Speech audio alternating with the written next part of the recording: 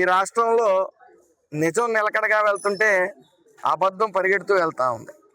అయినప్పటికీ అంతిమంగా గెలిచేది ఎప్పుడు కూడా నిజమే. నిలకడగా వెళ్ళినా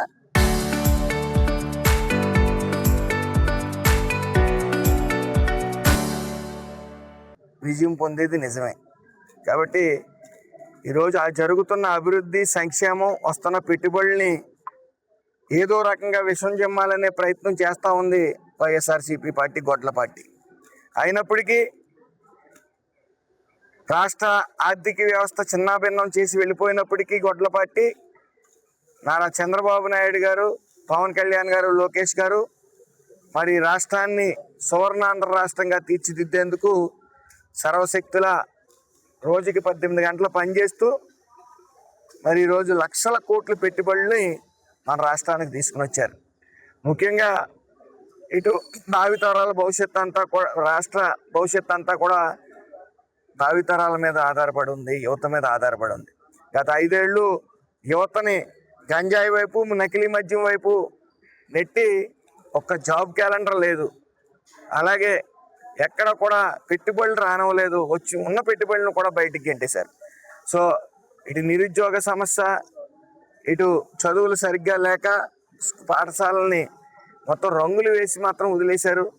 మరి ఈ ప్రభుత్వం, ఈ మంచి ప్రభుత్వం వచ్చిన తర్వాత ఇటు విద్యా వ్యవస్థలో మంత్రివర్యులు నారా లోకేష్ గారు అనేక సంస్కరణలు తీసుకుని వచ్చి, అదేవిధంగా అనేక పెట్టుబడులను తీసుకుని వచ్చి ఈరోజు అందరికీ కూడా మరి గుండెల మీద చేసుకుని పడుకునే పరిస్థితి తీసుకుని వచ్చారు. అదేవిధంగా సంక్షేమ పథకాలన్నీ కూడా మహిళల పక్షపాతి తెలుగుదేశం పార్టీ, అలాగే ఎన్డీఏ కూటమి 3 సిలిండర్లు కానీ, సంవత్సరానికి 3 సిలిండర్లు కానీ, గ్యాస్ సిలిండర్లు కానీ, అలాగే తల్లికి వందనం కానీ, ఎంతమంది పిల్లలు ఉంటే అంతమందికి పిల్లలకి ఈ తల్లికి వందనం ఇవ్వటం కానీ, అలాగే స్త్రీశక్తి పేరిట ఉచిత బస్సు ప్రయాణం కానీ, అలాగే ప్రతి మహిళ తన కాళ్ళ మీద తను నిలబడి ఇంకో 10 మందికి ఉద్యోగాలు ఇచ్చి పరిస్థితిలో ఉండాలని చెప్పి వన్ ఫ్యామిలీ వన్ ఎంటర్ప్రైనర్ అనేది ముందుకు తీసుకుని వస్తూ ఉన్నారు నారా చంద్రబాబు నాయుడు గారు.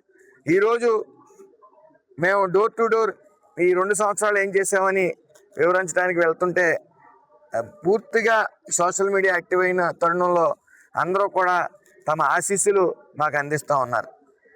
ఈ ప్రభుత్వం, ఈ ఆంధ్రప్రదేశ్ ఇండియాలోనే నెంబర్ 1 ప్లేస్లోకి వెళ్ళాలంటే ఈ ప్రభుత్వం ఇంకో 15 ఏళ్ళు కొనసాగవలసిన పరిస్థితి ఎంతైనా ఉందని ప్రజలే వివరిస్తూ ఉన్నారు. ఏదైతే గత 5 ఏళ్ళు ఒక్క ఛాన్స్ అని వచ్చారో, ఒక్క ఛాన్స్ వల్ల రాష్ట్రం ఎంత వెనకబడిందో, ఇటు ఆర్థికంగాని అన్ని రకాలుగా కూడా ఎంత వెనకబడిందో ప్రజలు చూశారు.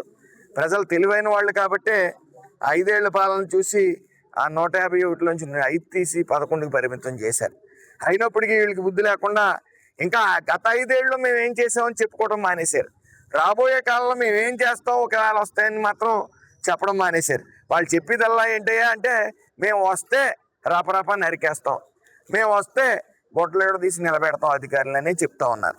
ఇది సిగ్గుసేటు.